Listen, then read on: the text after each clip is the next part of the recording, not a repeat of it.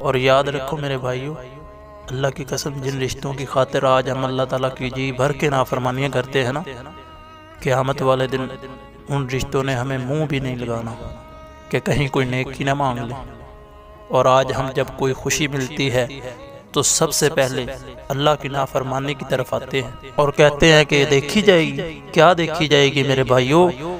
वो दिन तो इतना सख्त तरीन दिन होगा कि कुरान में अल्लाह ताला क्या कहता है, यौम यफिर्रुल मरउ मिन अखी व उम्मिही व अबी व साहिबतिही व बनी लिकुल्लि इम्रिइन मिनहुम यौमइदिन शअनुन युगनी।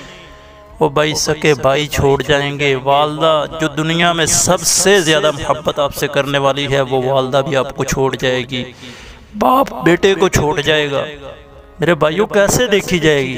जब अल्लाह की पकड़ आएगी, आंखें खोले और सोचे थोड़ी देर के लिए, खुशी के लिए हम कौन कौन सी अल्लाह ताला की नाफरमानियाँ सर अंजाम दे जाते हैं। अल्लाह से डर जाइए, अल्लाह की तरफ लौट आइए मेरे भाइयों।